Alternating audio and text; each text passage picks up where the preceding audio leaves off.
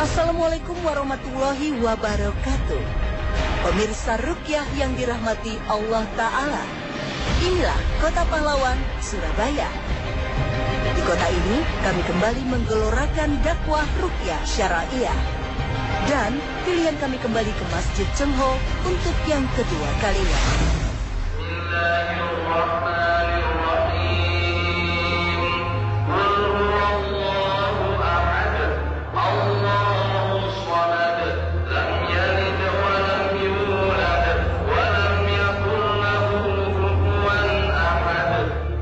Ustadz Muhammad Faizar membuka acara dengan mengajak jamaah melakukan doa dan zikir pagi untuk pembentengan diri.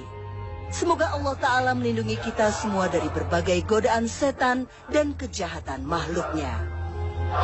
Tujuan Ruqyah Massal sejatinya bukan terapi massal, tapi mengajarkan pada umat untuk belajar Ruqyah secara mandiri. Minimal ia mampu meruqyah keluarganya, karena Ruqyah itu mudah dan terutama sunnah. Ya, ini kami akan praktekkan tata cara ruqyah yang sambil berdiri ya. Ini sangat efektif untuk mendeteksi benar ada atau tidaknya bangsa jin yang ada dalam tubuh kita. Teknik ruqyah dengan cara berdiri biasa dilakukan Ustadz Faizar. Dalam kondisi berdiri, aliran darah lebih lancar hingga bisa mendorong jika ada aliran darah yang tersumbat, apalagi saat dibacakan ayat-ayat Al-Quran. 3. Kemudian pegang pelipisnya. Malam. Bismillahirrahmanirrahim. Alhamdulillahirabbil alamin arrahmanir rahim. Selanjutnya, terapi bisa dilakukan dalam kondisi pasien berbaring. Untuk merengangkan otot, jangan dibawa tegang. Ruqyah Massal selalu meninggalkan berbagai cerita unik dan menegangkan. Ruqyah Massal tidak identik dengan kesurupan. Namun, kenapa masih ada sebagian saudara-saudara kita yang dikuasai makhluk gaib? Sebagian jemaah mendatangi Ruqyah Massal karena sejak awal mereka merasa ada gangguan aneh dalam tubuhnya.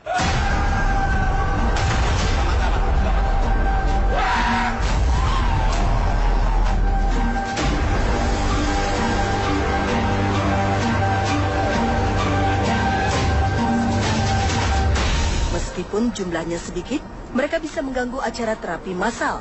Tak ada cara lain kecuali dievakuasi untuk mendapat penanganan khusus.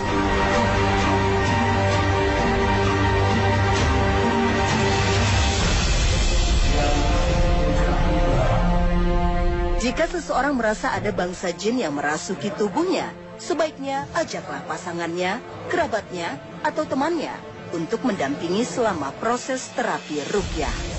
Karena bisa jadi akan bereaksi seperti pemuda yang bernama Hari ini.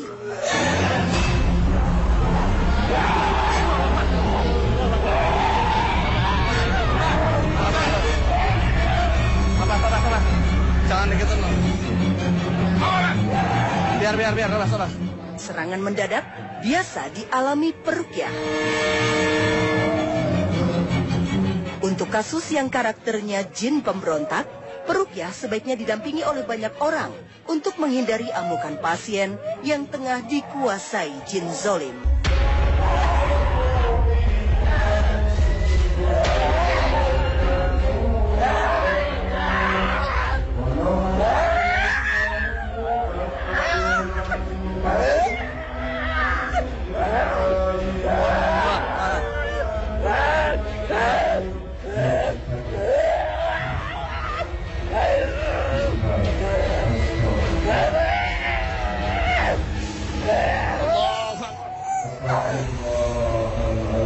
Mas, bangun. Kalau dibilang setengah sadar, iya. Cuma nggak bisa mengendalikan ya. Jadi semua perkataan yang saya ucapkan masih ingat. Ngomong apa? Seperti saya nggak mau keluar itu.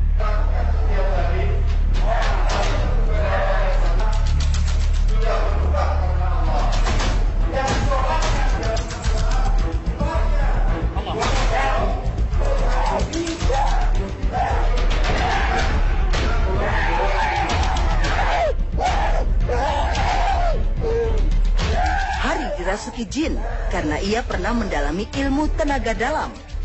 Meskipun awalnya ia tak sadar latihan bela diri yang dilakukannya ternyata mengundang makhluk gaib dari bangsa jin ke dalam tubuhnya.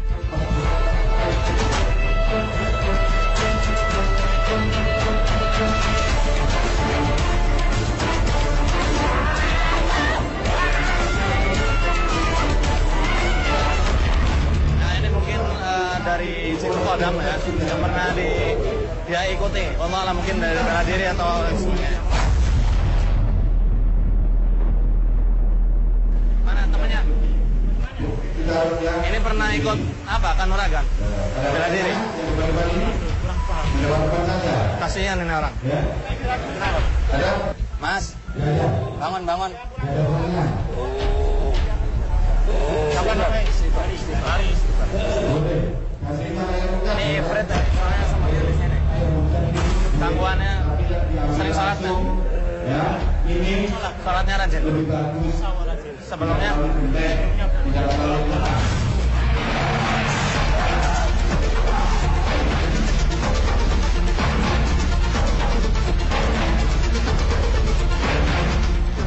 Kemarahan bangsa jin ditunjukkan salah satunya dengan reaksi pasien. Mereka tidak mau diusir dan saat dibacakan ayat suci Al-Quran, mereka mulai tidak nyaman. Peruqyah mendakwahi setan dari kalangan bangsa jin untuk segera bertobat dan meninggalkan tubuh manusia. Ayo keluar dengan damai. Ya, silakan keluar. Ayo. Selain itu, peruqyah juga mendakwahi pasien untuk memohon ampunan Allah Ta'ala. Karena masuknya setan ke dalam tubuh manusia, salah satunya karena dosa, terutama dosa syirik seperti memiliki jimat. Sejak kapan sering bisa lihat-lihat jin? Apa kan? SMA kelas 2 itu pernah diajak ayah saya itu temannya orang kaya, saya juga nggak tahu ngapain saya. Bentar ya. Ini pernah dirajah di punggungnya. Maka raja-raja seperti itu yang biasanya membuka simbol. Memang membuka simbol-simbol setan sehingga bisa masuk. Sejak saya digituin itu susah ibadah, baca Al-Quran aja. Setau lah, apa sih ini tulisan? Dah. Sholat tuh susah banget. Ya saya paksa sholat, tapi kadang tengah-tengah sholat lupa bacaan semua. Habis itu rakaat berapa nggak tahu berapa. Kalau jimat kayak kayak inilah selendang ya. Slayer ya. Slayer itu. Sama tasbih sudah. Dosa orang tua bisa berakibat buruk pada anak-anaknya. Diduga Galih pun dirasuki jin leluhur karena sejak kecil ia biasa berkomunikasi dengan makhluk halus. Kebanyakan mimpinya tuh sama kakek-kakek. Enggak, dia cuma diem, diajak jalan. Udah.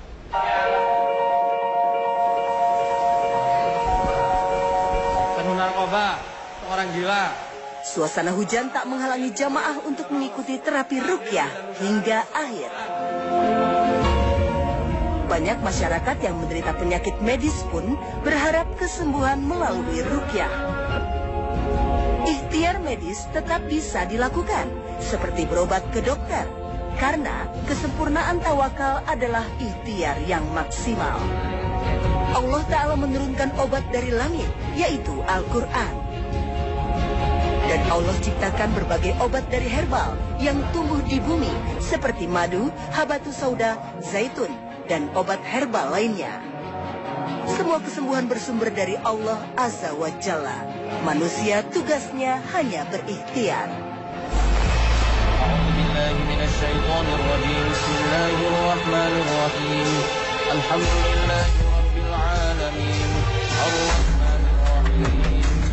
Ibu yang bernama Vivi ini diduga menderita serangan sihir dari orang yang dengki.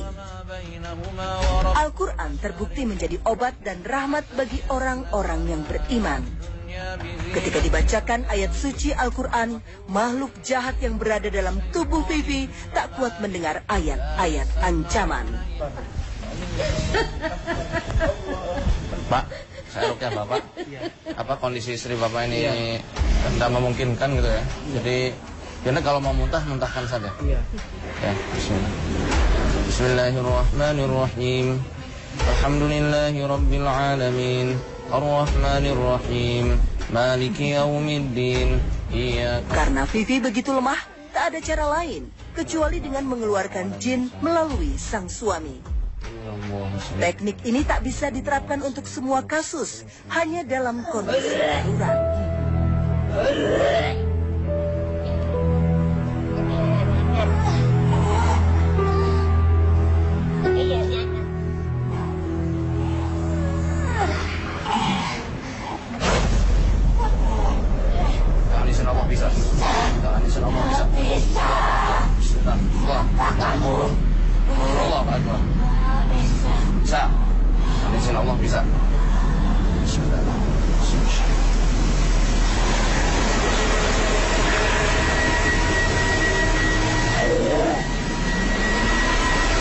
Allah akan cabut.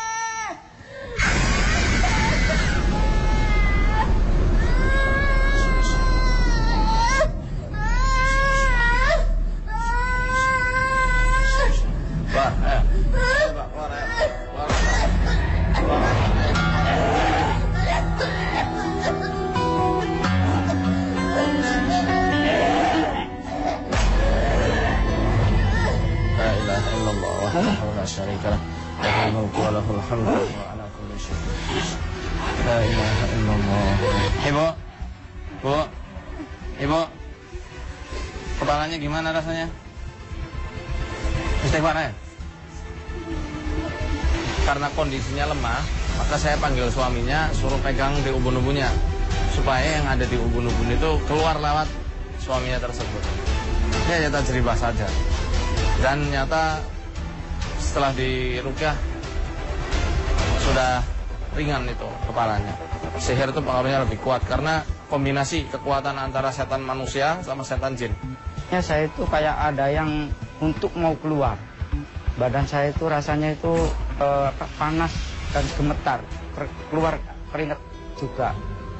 Pada akhirnya saya mengeluarkan kayak muntah-muntah.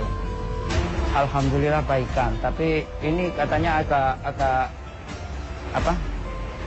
agak pusing sedikit. Agak pusing sedikit.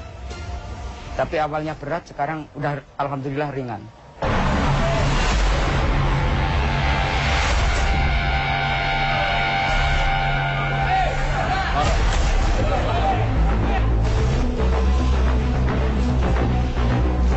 Assalamualaikum warahmatullahi wabarakatuh.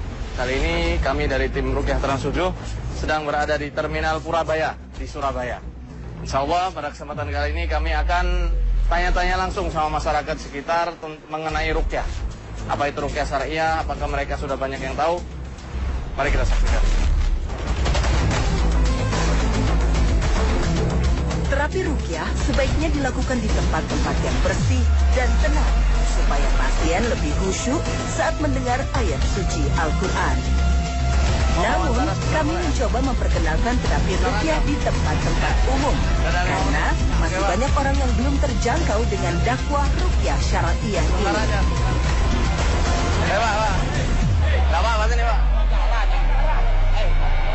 Meskipun ada yang takut di rukyah, alhamdulillah masih ada yang mau mendengarkan penjelasan Ustadz Muhammad Faizar tentang manfaat rukyah.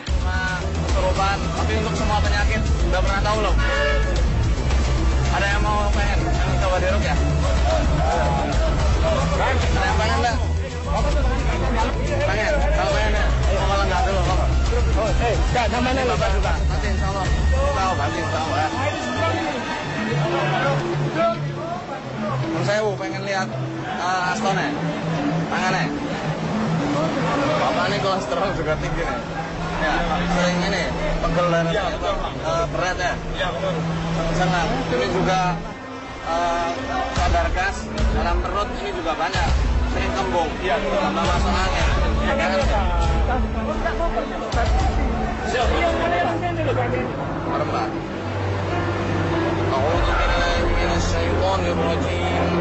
أفحسبتم أنما خلقناكم عبثا وأنكم إلينا لا ترجعون فتعالى الله الملك الحق لا إله إلا هو رب العرش الكريم ومن يدع مع الله إلها آخر لا برهان له به فإنما حسابه عند ربه إنه لا يفلح الكافرون.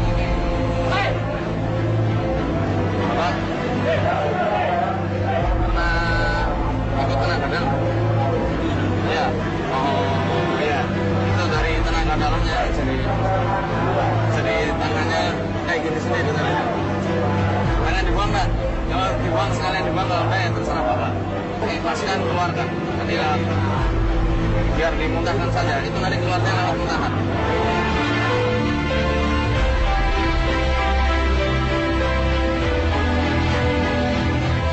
Karena penasaran, Ali yang setiap hari mangkal di terminal Surabaya ini tertarik ingin diruqyah. Setelah Ustadz Faizar menjelaskan bahwa ruqyah tidak hanya untuk mengobati gangguan jin, juga bisa untuk mengobati berbagai penyakit lainnya. Dengan izin Allah Ta'ala bisa sembuh. Nggak pernah pasang sesuatu di dalam. Ada tusuknya. Mana ya? Sini loh. Iya.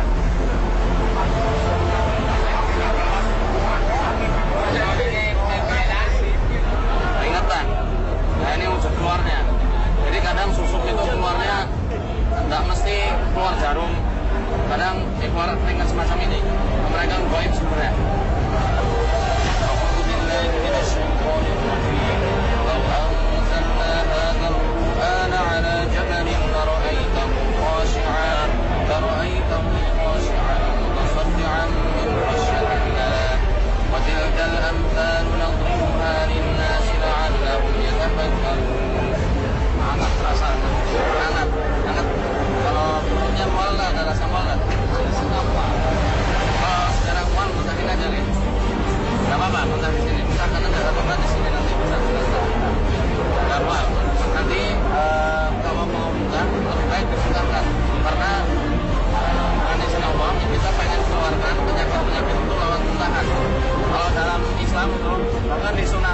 Kita itu muntah sebulan sekali untuk mengeluarkan isi perut racun-racunnya. Bapak pengen muntah di sini nggak mau. Ya sudah, insya Allah sebelum itu ada tadi vaksin insya Allah sudah hilang. Tadi memang ya tahu untuk itu. Seperti Pak Soeharto, petugas terminal bus ini ingin berobat dengan ruqyah karena tangannya kaku, sulit digerakkan.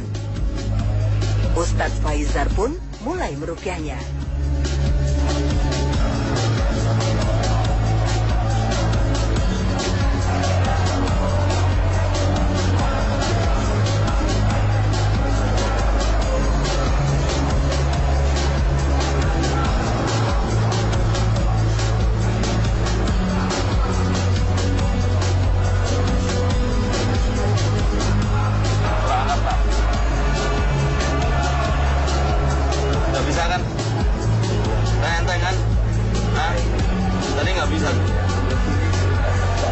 Coba ambil sekarang.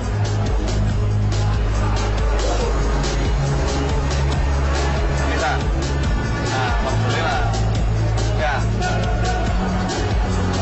Dan ini, ya, semuanya ini kadang timbul karena emosi.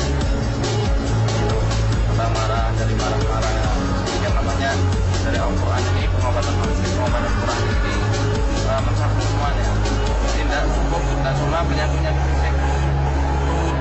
Secara metafisik dari kejiwaan pun itu nantinya yang akan melahirkan penyakit. Alhamdulillah ini tadinya sudah bisa ngangkat ya. Ya, karena alhamdulillah tadi sudah bisa. Ini kan yang ini agak nggak bisa. Sekarang ya, alhamdulillah. Alhamdulillah. Nanti semoga Allah sempurnakan kesehatannya. Saya saranin minum zaitun. Tiap mau tidur, 2 sendok makan minyak zaitun ya. Minyak zaitun yang murni.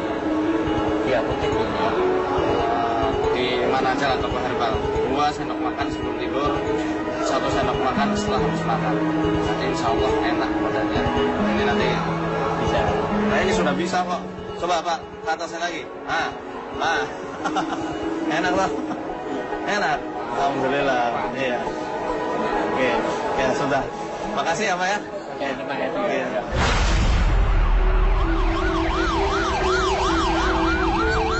Setelah dari terminal, kami pun menyusuri jalanan di kota Surabaya. Kami pun mendekati polisi lalu lintas yang mungkin mereka membutuhkan terapi ruqyah. Oke, duduk sini atau senyamannya Bapak? Oke. Bapak mau nyoba Pak? Insya Allah ini bukan buat membuat orang muntah atau itu udah. Karena kita pengen membumikan Al-Quran itu obat untuk semua penyakit. Jadi bukan untuk gangguan jin sama santet, dan cuma itu saja. Oke. A'udzu billahi minasy syaithanir rajim. Bismillahirrahmanirrahim. Alhamdulillahi rabbil alamin. Ar-Rahmanir Rahim. Maliki yaumiddin. Iyyaka na'budu wa iyyaka nasta'in. Ihdinas siratal mustaqim. Siratal ladzina an'amta 'alaihim ghairil maghdubi 'alaihim waladdallin.